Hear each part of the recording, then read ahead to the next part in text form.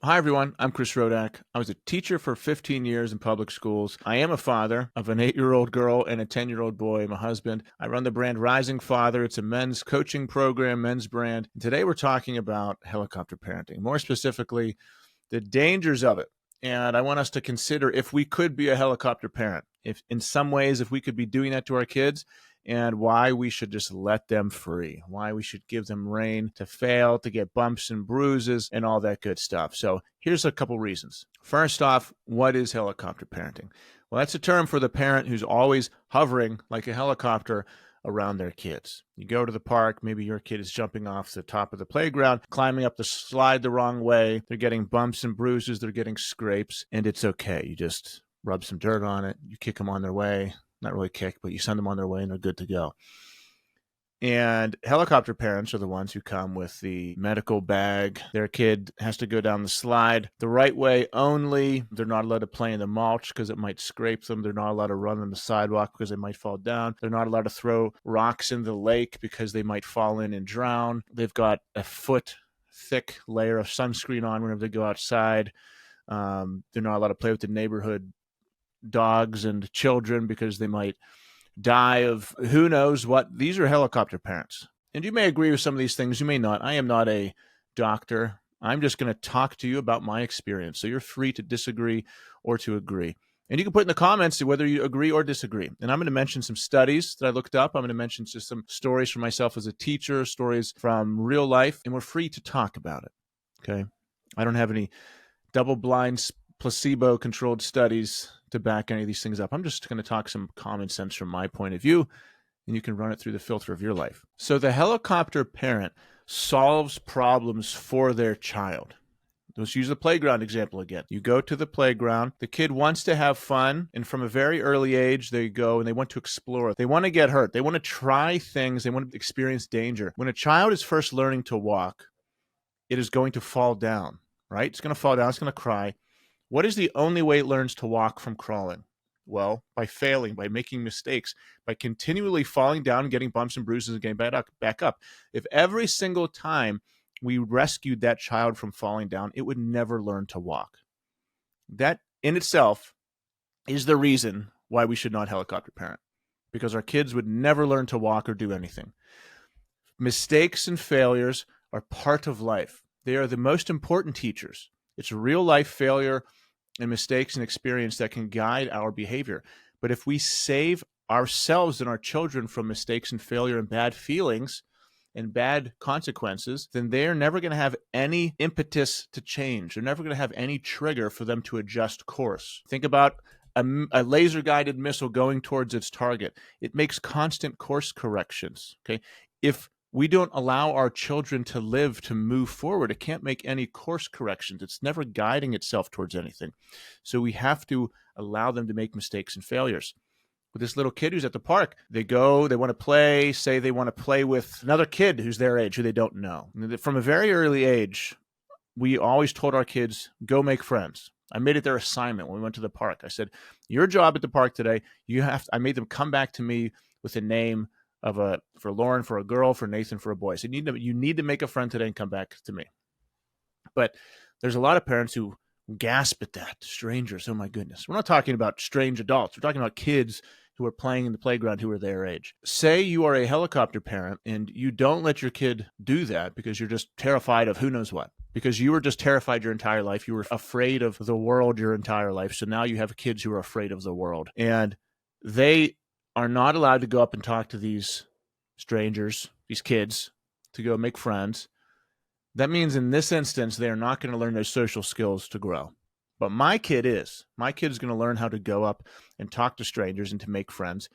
Who's going to be more successful when they're an adult? Who's going to have a bigger network? Who's going to do better in job interviews? Who's going to be better in sales? Who's going to be better talking to people? Who's going to be better public speaker? Who's going to be less terrified of the world? It's going to be my kid, the one who's encouraged from a very young age to go up and talk to other kids because he was allowed to learn those mistakes and failures. Maybe the first time he did it, it was awkward and the kid laughed at him and he turned away. My son's name's Nathan, and Nathan turned away and he cried. Okay, go back and try again. And that happened. There's been many times throughout the years where my kids, I've sent them to go make friends when they were very young. Like I said, go to the park, go make friends. And they came back and they said, he didn't want to play with me. I said, that's okay. Not a big deal. You can still have fun.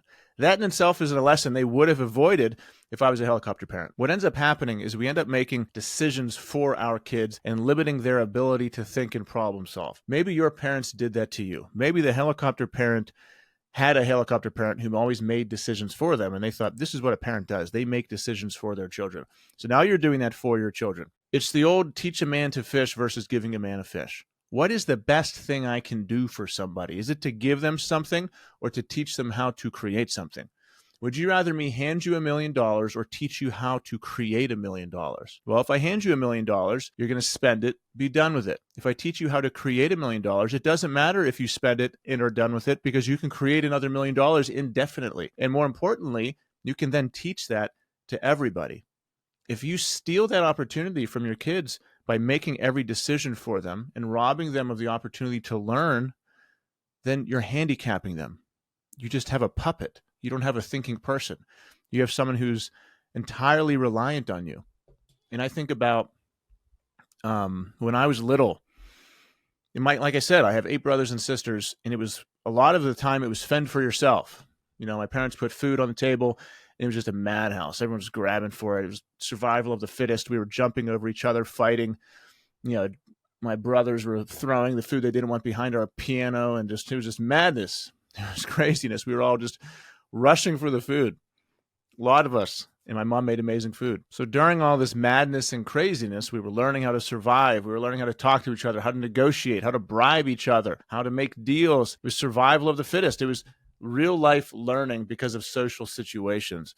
If I rob my child of that, they do not know how to communicate with people. I can tell you as a teacher, I know which kids have helicopter parents and which kids don't. My favorite kids, the kids who I got along with the most, were the ones whose parents, when I said, what'd you do this weekend? They were like, oh, my dad took me hunting. We went here. The parents were actively involved in their kids' lives, not helicoptering, but letting them do things, letting them do dangerous things, letting them be real people. Then you had the kids who couldn't communicate. They couldn't make eye contact. They stared at their iPad all day, and they were screen zombies, because anytime they wanted to do something, it was no, go do this instead. Go look at the screen, go veg out. Or anytime they wanted to do something a little bit dangerous, they were told, no, it's too dangerous. And, my kids will be at a friend party or will be with other kids, and you can hear other parents talking to their kids, and like Nathan will want to do something, and then their kid will want to do the same thing, and their parents will come down and stop and say, no, that's way too dangerous. And it's just something normal. I trust my kid that he can survive. I trust him that he can adapt. He can pivot. He's not going to die in these common scenarios. He needs to get hurt a little bit. My kids need to get hurt. They need to feel pain. They need to feel sadness. This is also emotional pivoting and failures they need to experience. My son and daughter both do CrossFit and jiu-jitsu. They've both gotten hurt in both of those things. Am I going to have them quit? No, because they will experience failure and hurt in their life. What happens in their life if they do not experience failure now and learn how to deal with it? Would I rather them learn how to deal with it as a 10-year-old or as a 35-year-old with a wife and children and a job and a mortgage? Now, learn how to deal with it now. They have to understand that they can fail, they can have mistakes, they can have bad feelings, they can get hurt, and they can still survive. They can still thrive. These negative situations that happen to them don't define them. All of these lessons have to do with the dangers of helicopter parenting. I'm trying to save my child from negativity, from bad emotions, from crying, from getting hurt. In jiu-jitsu, there's a chance that my kids' arms could get broken. Am I going to stop them from doing jiu-jitsu? No. If that does happen, guess what? It's not the end of it. It's not the end of you. You are you despite these external things. You have to understand that. That's the lesson I want my kids to feel. Because it doesn't matter what happens to you physically. You are still you. You are more than that. You are worth more than that. Your value is on the inside. So despite what happens, you get fired from a job, your girlfriend breaks up to you, whatever, your house catches on fire. You have not ended. Your value is not done. You can still persist. You can still survive. That's why they have to fail. They have to make mistakes, because otherwise I'm stealing that inner strength from them. I told a story on another podcast about my son doing a jiu-jitsu tournament, and he lost the first 3 or 4 matches straight, got destroyed. And I was so grateful for that. He was crying. He wanted to quit and go home. And I said, this is such a beautiful opportunity, because now you have the opportunity to come back and win. You now have the opportunity to come back, win, and succeed. Thank goodness you failed. That was the message. And he took that message to heart, and I was able to coach him into coming back and winning 5 straight and then winning gold. And in gi, he lost 4 straight. In no gi, he won 4 straight. He won gold medal in no gi. It went against the exact same kids. But it was because I didn't say, okay, Nathan, you're feeling bad. We can go home, and I want to save you from this failure. Because I didn't say that, he came back, won gold, and developed an immense inner strength. He then understands that failure is not the end of him. And what a massive lesson and strength he now has. He has this memory of himself failing, but understanding that he's more than that and coming back. Whenever we helicopter parent, we steal our kids' ability to problem solve, to make decisions, to be resilient, and to be independent. All of these things come from lessons of failure, from lessons of screwing up, from lessons of feeling bad. Let's talk about the emotional part of it. Is it okay to allow our kids to experience bad emotions? Yes, because once again, they're going to experience that in their life. So we have to guide them through these emotions and show them the right way to process them, because they will come. And if our kids cannot handle negative emotions, then they'll be crippled later in life. An example was my daughter had a birthday party and some of her friends weren't playing with her, and they were being kind of mean and catty, and she was really upset about it. This was the first time in her life that she was ever around friends, and they weren't super nice to her. And it was her first experience of, feeling lonely, and these friends are kind of being mean girls. So I took her aside and I allowed her to experience those emotions. I didn't try to rescue her from them, but I guided her through them. I said, it's okay to be sad right now. So this is called loneliness. This is being sad. It's an okay thing to feel. There's nothing wrong with that. But who are you as a person? Does this mean we're going to stop being Lauren? Does that mean you're going to stop being nice and not stop being happy? No, it doesn't matter what's happening out here on the external. You are yourself. You are your own person. So we can still be you. You can still be happy and be who you are. So I could have kicked the other kids out of the house and said, no, my little Lauren princess baby will never feel sad, and stole that lesson from her, that life-changing lesson from her. But through the sadness and loneliness, she was able to learn a very valuable lesson. Here's a study that talks about the consequences of helicopter parenting. And this is from, so Nicole Barry, PhD from the University of Minnesota, lead author of the study, children who cannot regulate their emotions and behavior effectively are more likely to act out in the classroom, to have a harder time making friends, and to struggle in school. That's the name of the study, but also the point I was about to make. So she said, our research showed that children with helicopter parents may be less able to deal with the challenging demands of growing up, especially with navigating the complex school environment. Another study from the NIH showed that helicopter parenting caused anxiety and depression for the same reasons. Whenever your child's identity hinges on the approval of the parent, which is what helicopter parenting is, it's a parent saving their kids from any wrongdoing or negative emotions and making them rely completely on the parent. A helicopter parent's child's existence is intertwined with the existence of the parent. They're not independent, because the child cannot exist without the helicopter parent. They're enmeshed. It's like the movie Tangled, and mama knows best. The mom not wanting the child to ever leave. That's the helicopter parent. It's a perfect example. The helicopter parent wants to save their kid, but also they're emotionally dependent on the kid. And there's a great book called Healing the Shame That Binds Us that talks about emotional dependency between parents and children that goes in this and well. And I think it's called Emotional Enmeshment between parents and children. And a lot of it has to do with a mother or father who is emotionally bankrupt or is lacking in some way, using their children to fill that void, and then they want them to never leave them because their children fills that gap and is a large part of the parent's identity. So therefore, they never want their child to leave them and gain independence, because if their child gains independence, then their identity is then leaving with the child. Little tangent, I know, but Healing the Shame That Binds Us, great book. When you have a kid that is their identity is reliant on a parent, they're lacking an identity. They're lacking that soul. They're lacking that strength and confidence in who they are. And that causes anxiety and depression, because then they go to school without their parent holding their hand, and they're forced to deal with real world consequences. And as a former teacher of 15 years in public schools, I can tell you, the kids who were not used to doing that, their parents would drop them off at the lobby, and then they would just cry all the way into the school. Then their parents would have to come pick them up for lunch, and they were just emotionally destroyed mentally. They could not handle the day. They had no strength. Or from the time your kid is little, you can send them out to the playground to go, hey, go talk to these kids and make friends. Or go to your friend's party, you'll be fine. Or go, hey, yeah, you can jump off the top of the swing set, you'll be all right. Some consequences for children who have helicopter parents: anxiety and depression, like the study I talked about; low self-esteem and confidence, because their self-esteem and confidence doesn't come from within them. It comes from their parents.